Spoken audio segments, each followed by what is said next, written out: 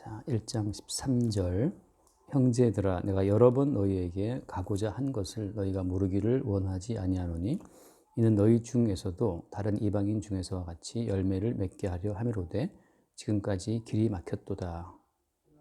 헬라인이나 야만인이나 지혜 있는 자나 어리석은 자에게 다 내가 빚진 자라. 그러므로 나는 할 수 있는 대로 로마에 있는 너희에게도 복음 전하기를 원하노라. 내가 복음을 부끄러워하지 아니하노니 이 복음은 모두 믿는 자에게 구원을 주시는 하나님의 능력이 됨이라. 먼저는 유대인에게요 그리고 헬라인에게로다. 복음에는 하나님의 의가 나타나서 믿음으로 믿음에 이르게 하나니 기록된 바 오직 의인은 믿음으로 말미암아 살리라 함과 같으니라. 여기까지 볼게요. 이거 이제 16, 17절이 사실 전체 로마서의 가장 큰 주제라고 할 수가 있어요. 이 주제가 계속 반복돼요. 반복되면서 더 넓어지고 깊어지는 거죠. 그래서 왜 복음이란 무엇이고, 그 다음에 그 복음이 어떻게 믿는 자에게 구원을 주시는 능력이 되는지, 그리고 그 복음에 나타난 하나님의 의가 어떤 식으로 우리를 계속 믿음으로 이끄는지, 그런 여러 가지 이 복음과 또 구원과 믿음, 의인, 뭐 이런 식의 주제가 전체 로마서를 계속 이제 풍성하게 해 나가는 거예요. 그러니까 시발점 그 어떤 샘물로 치자면 그 원천이 이 두 개의 절이에요. 복음, 믿음, 하나님의 의, 이것이 이제 주제고, 이것이 하나의 샘의 근원이 되어서 쭉 이제 큰 강을 이루며 흘러가는 거죠. 이 주제를 확대하고 넓히면서. 일단은 거기 이제 14절에 보면 헬라인, 야만인, 지혜 있는 자, 어리석은 이런 표현들이 나오잖아요. 이런 표현들 자체가 나중에 가면 이게 다 없어져 버려요. 다시 말하면 이제 복음 앞에서, 복음이라고 하는 것은 기본적으로 뭐냐 하면 모든 인간을 같은 색깔로 다 만들어 버려요.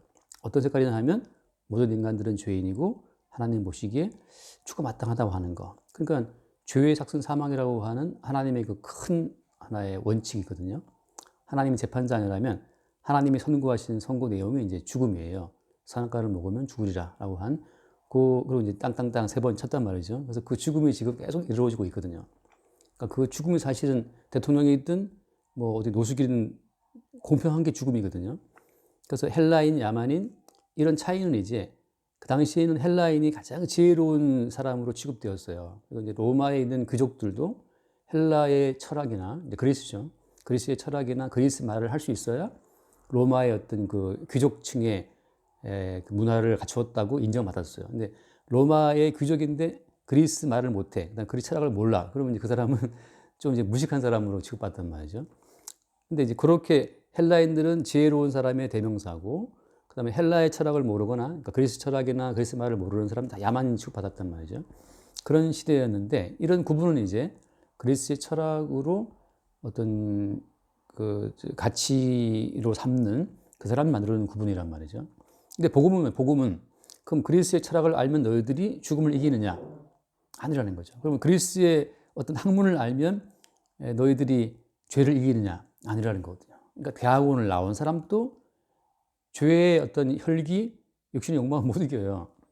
그런 점에서 많이 배운 사람이든 적게 배운 사람이든 대학원을 나온 사람이든 뭐 요즘에는 별로 없지만 국조를 나온 사람이든 간에 다 주님 보시기엔 다 죽어 마땅한 죄인이라고 하는 것으로 싹 밀어버려요. 그러니까 돈이 많은 재벌이든 가난뱅이든 하나님 보시기에는 똑같아요. 공평해요. 공평하다는 것이 뭐냐면 죄와 그다음에 죄의 삭스로의 사망, 그 두 가지거든요. 또 하나 이제 이 복음이 드러내는 또 하나의 그 본질은 뭐냐면 인간을 어떤 독립적인 주체로 복음은 보질 않아요. 우리 헬라인들의 철학, 그리스의 철학이나 모든 인간들의 철학은 뭐냐면 모든 인간들을 어떤 주체적인 존재로 인정하거든요. 그러니까 네 인생이니까 네가 관리를 해라. 네 마음의 분노도 네가 통제를 해라. 네 마음의 어떤 정욕도 다스리라 그렇게 말하는데 모든 인간을 막론하고 자기 속에 어떤 분노와 혈기와 죄의 욕망을 통제할 수 있는 인간은 아무도 없어요. 자, 그럼 거기서 뭐가 나오냐 하면 인간의 주체가 인간이 아니고 다른 어떤 실체가 있다는 것을 성경은 말하거든요. 그걸 이제 뭐라고 말하냐면 성경에서는 그게 죄라고 이야기해요. 그래서 오히려 성경은 죄를 하나의 인격체처럼 이야기를 해요. 잠깐만 말씀을 찾기가 힘드시면 그냥 들으시면 돼요. 예. 그 창세기를 보면 가인과 아벨 이야기 아시죠? 근데 이제 가인이 화가 났잖아요. 왜 화가 났냐면 아벨 제사는 받으셨는데 가인이 바친 제물을 주님이 안 받았단 말이죠. 그래서 이제 화가 났는데 그래서 그 4장 5절 제가 읽을게요. 가인과 그의 제물은 받지 아니하신지라 가인이 몹시 분하여 안색이 변하니 너무 이제 화가 났단 말이에요. 그래서 여호와께서 말씀하시기를 네가 왜 분해하고 안색이 변하느냐 왜 그러느냐 하면서 7절에 이런 얘기를 하세요. 네가 선을 행하면 어찌 낯을 들지 못하겠느냐 선을 행하지 아니하면 죄가 문에 엎드려 있다. 죄가 문에 엎드려 있다는 표현을 하시고 죄가 너를 원한다라는 표현을 하세요. 죄가 너를 원하고 있다. 그래서 결국은 죄가 가만히 엎드려 있다가 사람을 탁 낚아채워가지고서 죄의 어떤 권세 속으로 끌고 들어가는 거죠. 그럼 그 사람은 그 죄가 부리는 대로 이제 다양한 죄의 양상을 드러내는 거예요. 그 가운데 하나가 뭐냐면 가인은 어떤 죄의 양상을 보였어요? 동생 아벨을 돌로 쳐 죽이는 거거든요. 그러니까 죄가 가만히 엎드려 있다가 이제 드디어 죄가 너를 원한다라는 말씀처럼 그 죄가 계속 가인으로 하여금 그 죄에 끌려오도록 죄가 지금 노리고 있는 중이라는 말이죠. 그래서 보면 가인과 죄 가운데 누가 더 어떤 실질적인 존재감을 갖고 있냐 하면 죄예요.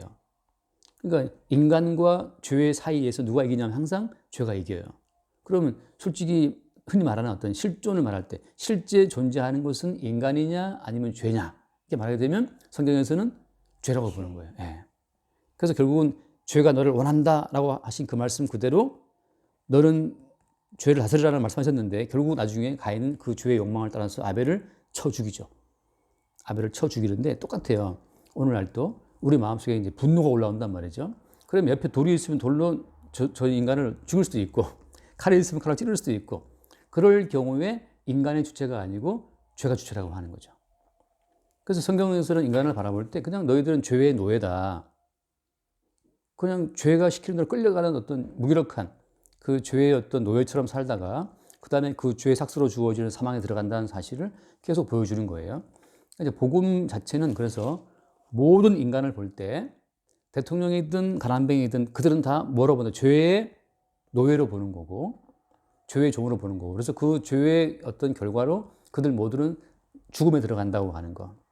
그러니까 인간들은 헬라인, 뭐 야만인, 지혜로운 자, 어리석은 자, 뭐 미국 사람, 한국 사람, 뭐 빈부격차가 심하다 요즘에 비난자, 가난자 나누고 있지만 성경에서는 모든 인간을 죄의 노예로 보고 마침내 사망에 들어갈 자로 본다고 하는 거죠. 그러니까 이제 복음을 아는 자 입장에서는 앞서 와서 인간을 보게 되면 모든 인간이 죄의 노예고 마침내 하나님이 내리신 그 선고 그대로 다 죽음에 들어간다는 사실을 미리 보는 거예요. 자, 그 사실을 보게 되면 우리가 어떤 입장을 갖게 되냐 하면 복음, 그러니까 십자가의 복음에 의해서 말하는 복음은 자, 십자가의 이 복음이라는 그 내용 자체는 예수님의 십자가의 죽으심을 첫째로 말하고 두 번째가 예수님의 부활을 말하는 거거든요. 네, 그건 알고 계시거든요. 십자가의 죽으심과 부활하심인데 그럼 복음 자체가 예수의 십자가의 죽으심이 하나의 큰 기둥인데 십자가에 죽으신 예수 그리스도가 어떤 진실을 보여주는 거예요? 성경에서는 예수님이 내가 왜 죽냐 하면 너희들이 마땅히 받아야 될 죄의 형벌을 대신 받는 것이다. 그렇죠? 그러니까 마치 옛날 구약으로 말하자면 내가 범죄했어요. 내가 막 혈기를 부리고 막 누굴 괴롭혀서 그러면 이제 양을 끌고 가서 양의 머리에 안수를 하잖아요. 그래서 내 모든 죄를 양에게 다 전가를 시키죠. 그 내 죄를 몽땅 다 떠안은 이 양을 내가 이제 칼로 죽이고 가죽을 벗겨서 제사장들은 그걸 다 토막을 내가지고 이제 그 번제단 위에다 불태워 바치는 거잖아요. 그렇게 해서 나 대신 내 모든 죄를 떠안고 죽은 그 양의 죽음 때문에 나는 사는 것이다. 이게 제사의 원리인데 그 원리가 이제 예수님 십자가에서 다 구현된 거예요. 그래서 예수의 십자가에 죽었다는 것은 너희들이 다 죄의 노예고 죄로 인해 죽게 되어 있는데 내가 너희들의 모든 죄를 다 떠안고 대신 죽는다. 이게 이제 십자가에서 보여준 진리예요. 그러니까 우리는 십자가를 보면서 저 양반이 왜 죽었지? 우리 모두가 다 죄인이라 그러네. 그리고 그 죄의 삭스로 다 죽는다고 말씀하시네. 근데 저분이 대신 죽었대라고 하는 짤막한 요약하자면 그런 식의 교감이 순간 이루어지면서 나 대신 죽은 예수님이 죽고 그러면 어때 이제 나는 죄가 없잖아요, 그죠? 죄가 없는 상태에 머무르면 안 되는 거예요. 죄가 없는 상태에 머무르게 되면 또 죄를 지을 가능성이 또 무궁무진하거든요. 그럼 나는 죄를 지어서 내 대신 죽었지만 그 다음에 이제 어때요? 대신 죽은 이 양으로 말미암아 하나님의 의가 내게 공급이 되는 거예요. 그래서 이제 의인 된다는 말, 의인 되는 거거든요. 근데 내 모든 죄를 떠안고 예수가 죽었다? 그럼 나는 죄가 없어. 나는 지금 비어 있어요, 지금. 그러면 하나님께서 공급하시는 그 의가 어떻게 주어지냐 하면 이제 죽으시고 부활하신 예수 그리스도로 말미암아 하나님의 의로우심이 나에게 주어지는 거예요. 그러니까 아담에게서 정령 죽으리라 하셨던 그 죽음의 선고가 이제 예수의 십자가의 부활로 말미암아서 우리를 의롭다 하시는 의로움이 주어지는 거죠. 그러니까 이건 어떻게 보면 이중적인 전가예요. 나는 예수께 몽땅 내 죄를 전가하고 예수 그리스도는 부활하실 말만 나에게 몽땅 하나님의 의를 전가해 주시고, 그러니까 예수님에게 주어진 모든 의가 우리에게 다 주어지는 거거든요. 그런 점에서 이제 예수와 우리가 하나라는 거예요. 하나라는 그 의미는 내 모든 죄를 가져갔다는 점에서 하나고, 또 하나 예수 그리스도의 그 전결하신 의로움이 내게 주어진다는 점에서 하나고. 그래서 십자가의 죽으심과 부활의 동시적으로 복음으로 우리가 다가온다고 하는 거거든요. 그래서 복음에는 예를 들어서 그 17절에 하나님의 의가 나타나서라고 하잖아요. 의가. 하나님의 의라고 하는 것은 어떤 의냐 하면 하나님의 의는 십자가에 대신 죽으신 예수 그리스도의 그 죽으심을 전제로 해서 주어지는 의예요. 아무튼 우리의 모든 죄가 먼저 해결돼야 되는 거니까. 그래서 하나님의 의라고 하는 것은 내가 괜찮은 사람인데 내가 이제 바르게 살았어. 내가 바르게 살면 살수록 더 나에게 하나님이 너 참 바르게 사는구나 하고 인정해 주시는 그 의가 아니고, 근본적으로 우리 속에 지금 죄가 항상 엎드려 있고 항상 죄가 우리를 지금 원하고 있잖아요. 근데 우리는 근본적인 지금 죄인 가운데 있어요. 그러니까 이 근본적인 죄의 문제가 해결이 돼야만 하나님의 의가 주어지거든요. 그러니까 여기서 말하는 의라고 하는 것은 마땅히 죽어야 되는 그 죄로 인해 죽어야 되는 우리의 죽음이 밑에 깔려야만 주어질 의가 되겠죠. 그죠? 그러니까 여기서 따라오는 것이 바로 뭐냐 하면 믿음으로 믿음이라고 하는 거예요. 이 말은 무슨 말이냐? 나의 행위로서는 도저히 내 죄 문제를 해결할 수가 없다는 사실. 그러니까 어떻게 수양을 하고 어떻게 기도를 어떻게 노력을 해도 끓고 있는 이 죄 문제를 해결할 수 없다는 사실을 알 때, 그때 이래서 예수님이 십자가에 대신 내 모든 죄를 지고 죽으신 것이구나. 이게 이제 믿음으로 다가오는 거예요. 그래서 옛날에 저도 뭐 기도를 많이 갔었는데, 기도원 갔으면 한 2박 3일 기도하고 내려오면 뭐 너무 거룩해지는 것 같아요. 신령한 것 같고, 뭐 진짜 아무런 내 마음속에 요동이 없어. 근데 집에 딱 들어와서 하루도 지나기 전에 이제 어머니가 한마디 하시면 이제 화가 나고 뭐부터 해서 이제 바로 다 무너져 버려요. 그러니까 이제 하나님의 의라고 하는 것은 내가 바르게 살고 기도 많이 하고 내가 헌신 많이 해서 의가 아니고, 하나님의 의는 반드시 죽음을 전제로 해 주어지는 거예요. 그러니까 십자가에 대신 죽으신 예수의 죽음을 전제로 해서 하나님의 의가 주어지는 거지, 나의 행함의 근거를 두고 의는 안 주어진다는 거. 그러니까 지금 제가 늘 하는 거짓말이 뭐냐, 거짓말이 우리가 말씀을 지키고 기도하면 하나님께서 우리를 보시기에 의롭다라고 보신다고 기뻐하신다는 그거 다 거짓말이에요. 네, 우상의 하나님이고 우상의 예수인 거죠. 그럼 하나님의 의는 뭐냐? 하나님의 의는 반드시 십자가에 대신 죽으신 예수의 죽음을 전제로 하고 주어지는 거기 때문에 내 행위는 다 무시돼야 되는 거죠. 그래서 우리가 주 앞에 나갈 때는 내가 주님 뭐 했습니다. 이게 다 불법이 돼요. 그러니까 이제 그때 항상 마태복음 7장에 있는 말씀이지만 우리가 주의 이름으로 선지자 노릇을 했다. 어쨌든 목사가 된 건데, 우리가 주의 이름 목사가 됐습니다. 주의 이름으로 귀신을 쫓아냈습니다. 주의 이름으로 우리가 권능을 행했습니다. 이렇게 말할 때 예수님 말씀하시기를 난 너희를 도무지 모르겠다. 그리고 하신 말씀이 불법을 행하는 자들아 그래요. 날 떠나가라. 불법이라는 것은 뭐냐 하면 하나님의 의 자체가 십자가에 죽으신 예수님의 그걸 기반에 주어지는 건데, 그 십자가에 죽으신 예수님을 옆으로 밀고 본인의 행함으로 하나님의 의를 정취하려고 나갔을 때 그게 불법이 되거든요. 그거는 죽는 거예요, 결국은. 그래서 하나님의 의는 반드시 뒤에 믿음에 이르게 한다는 식으로 우리의 행함이 아니고 행함을 다 밀어버리고 계속 믿음을 우리가 요구해요.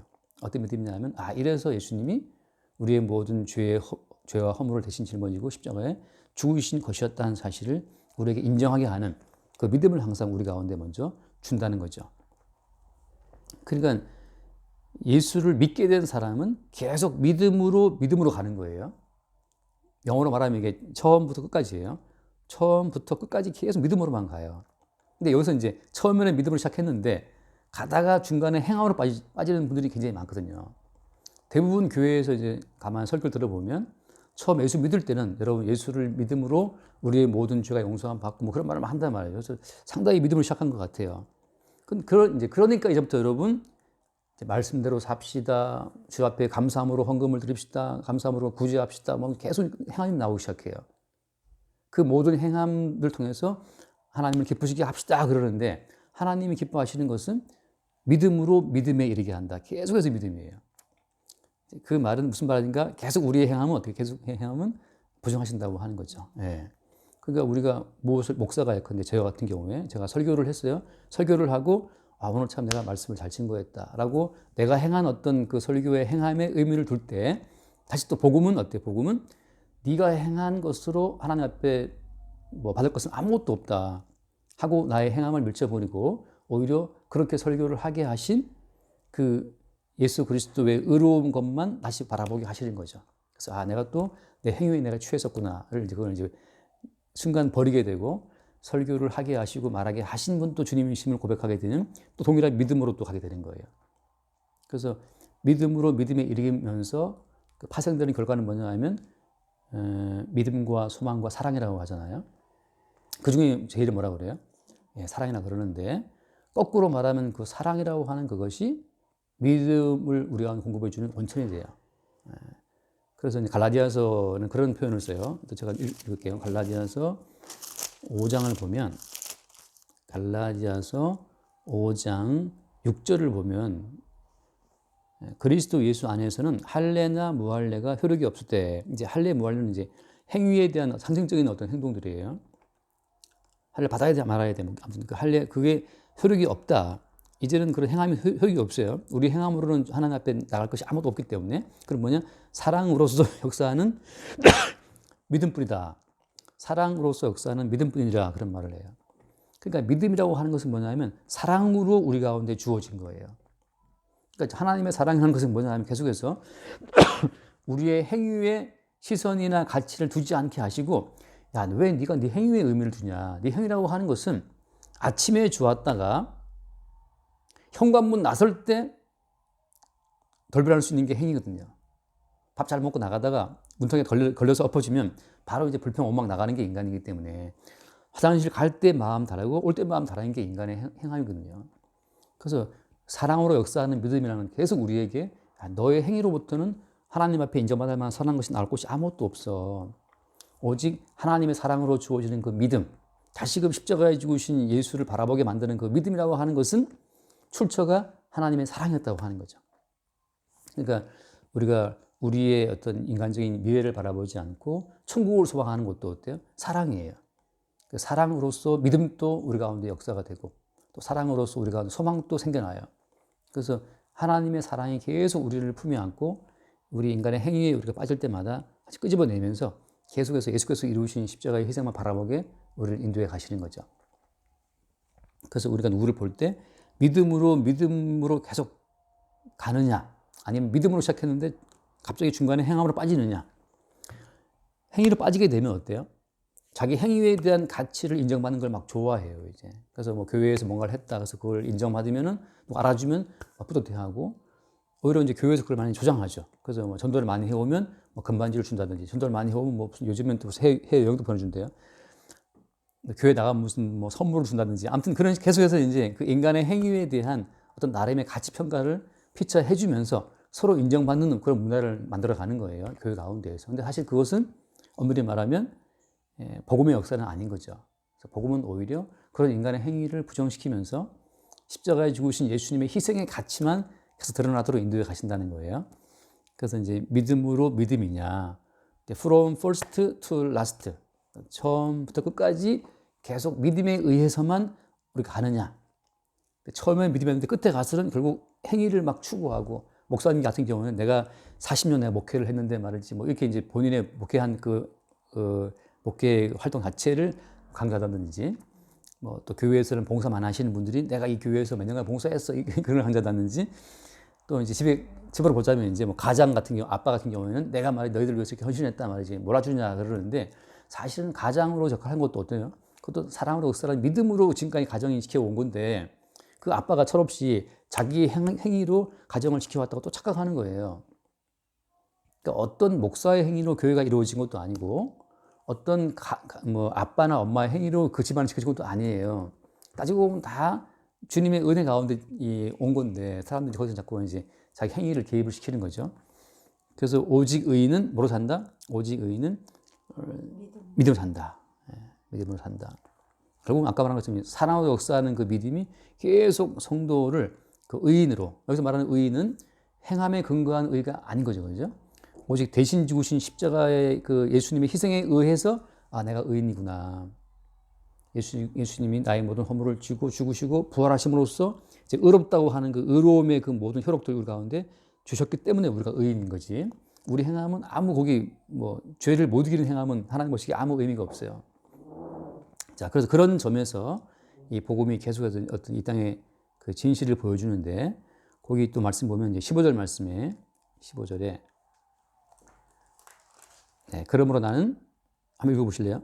그러므로 나는 할 수 있는 대로 로마에 있는 너희에게 복음을 전하기를 원하노라. 네.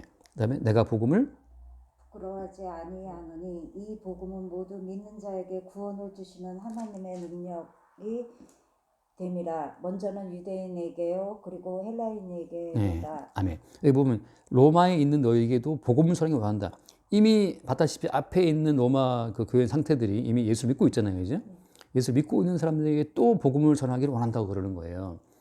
이미 믿고 있는데 왜 이걸 전해야 되는 거죠? 그만큼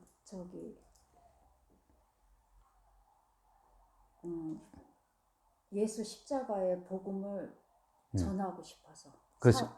네네.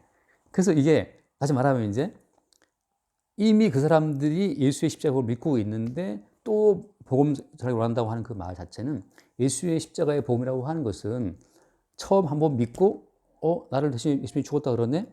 나 그럼 이제 의인 된 거네? 할렐루야 끝. 이제부터는 우리가 주를 섬겨야지. 이런 식이 아닌 거예요. 아까 말한 것처럼 처음부터 끝까지 계속해서 예수의 그리스도의 복음은 넓어지고 깊어져요. 그러니까 아직까지 로마 교인들이 미처 다 알지 못하는 그 복음의 깊이, 넓이를 또 그들에게 바울은 전하고 싶었던 거예요.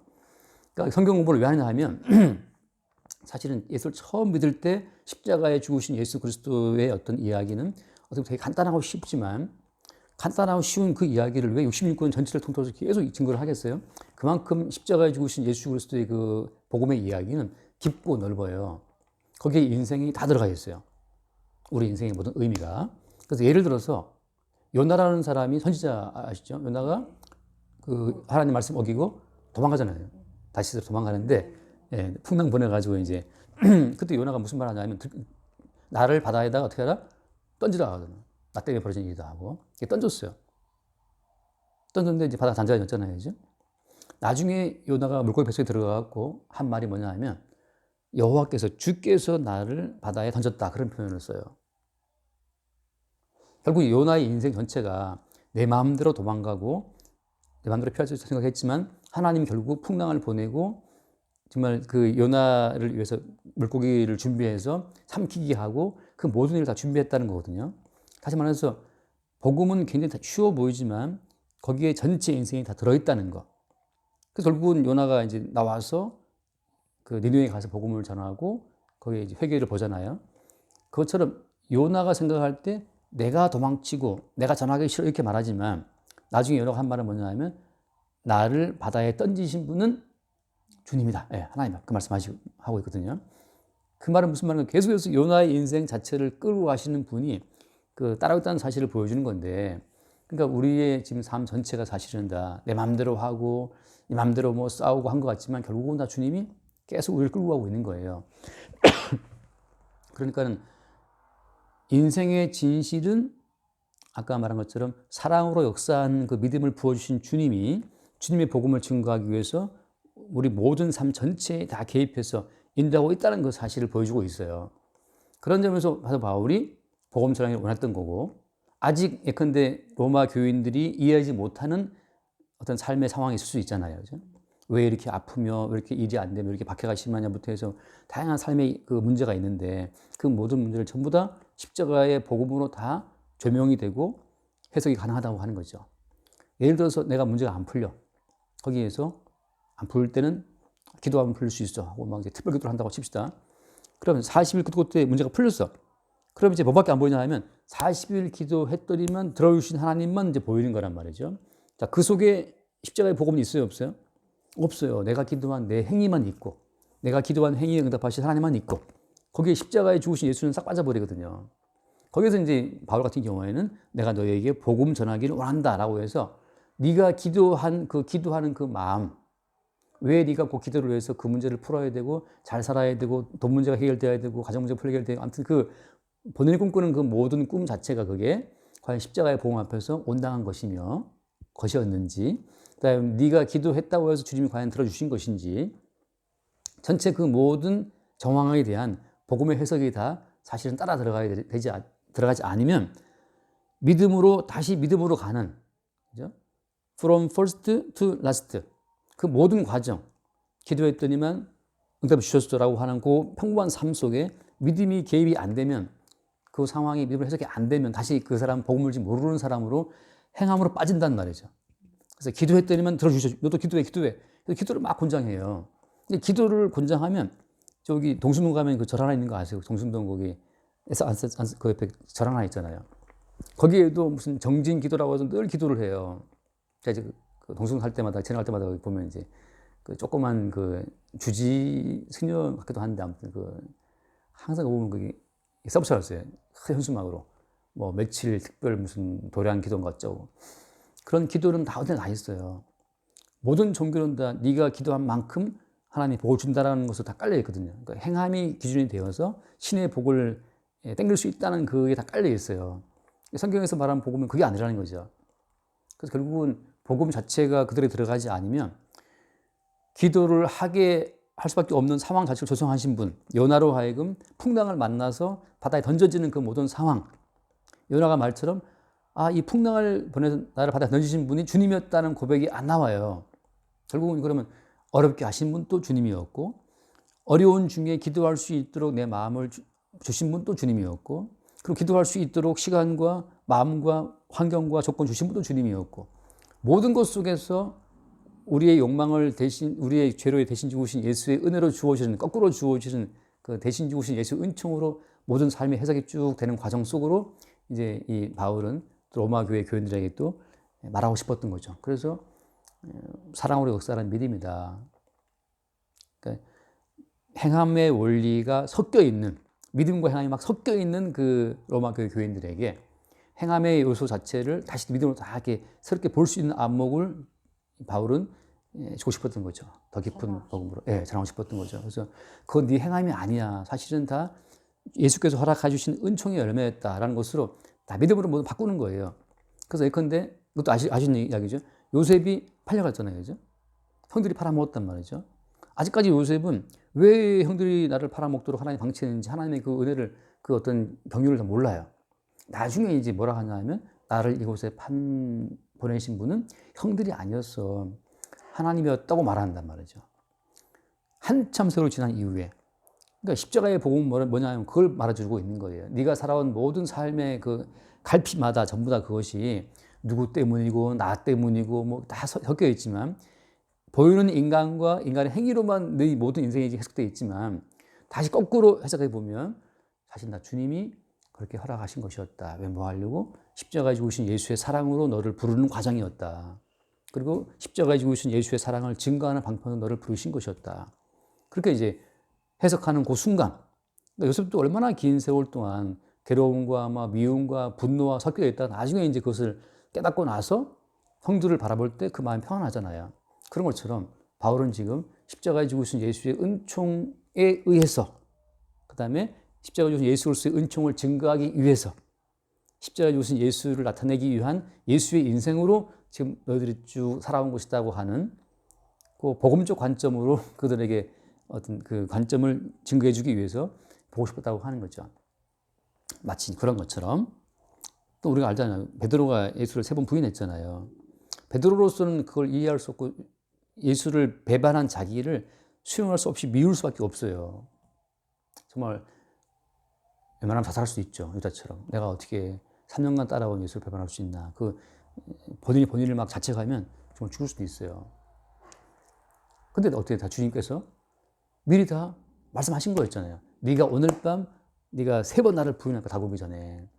결국은 주님께서 모든 것을 다 복음 가운데 다 계획해 놓으시고 십자가에 죽으신 예수 그리스도의 그 희생의 은총으로만 구원되는 거지, 예수를 따르고자 하는 내가 예수를 목숨 바치겠습니다 하는 그 본인의 행함이 아니었다는 사실을 베드로의 삶 자체를 갖고 주님 증거하시거든요.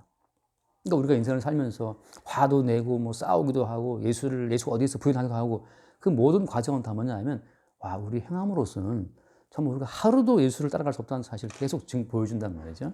그런 그 십자가의 복음, 왜 예수님이 십자가의 죽음으로만 우리가 얻게 되는가라고 하는 그 십자가에 죽으신 복음의 취지를 가지고서 전체 인생을 해석하고 전체 삶을 보고 대한민국과 뭐 우주와 미국을 다 볼 수 있는 안목을 그들에게 알려주기 위해서 바울은 지금 그들을 보고 싶어 하는 거예요. 또 그런 안목으로 성경을 지금 나누고 있는 것이고, 자, 하나만 읽고 마칠게요. 에베소서 말씀인데, 그 에베소서 3장에 보면 사도 바울이 하는 그 기도의 내용이 나오는데, 그 기도의 내용이 뭐냐? 사도행전 3장 제가 볼게요. 14절.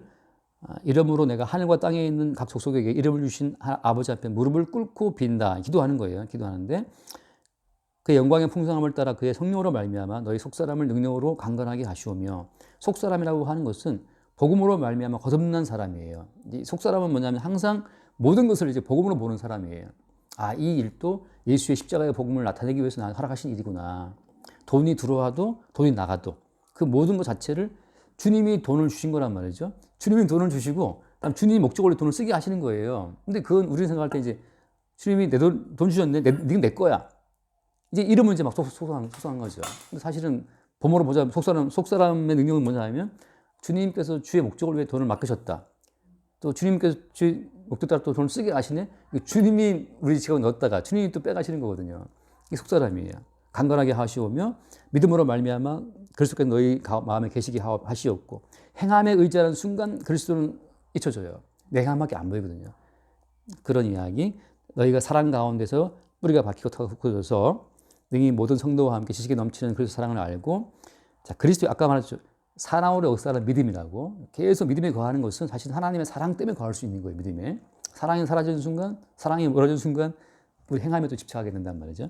그래서 그 너비와 길이와 높이와 깊이가 어떠함을 깨달아서 한 것처럼 그 사랑, 그리스도의 그 십자가에서 보여주신 그 사랑의 넓이, 사랑의 길이, 사랑의 높이, 사랑의 깊이를 계속 알아가게 되기를 바울이 기도하거든요.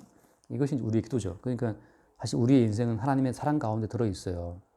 다만 우리 나름의 독자적인 어떤 인생을 자꾸 꿈꾸기 때문에 괴로운 거예요.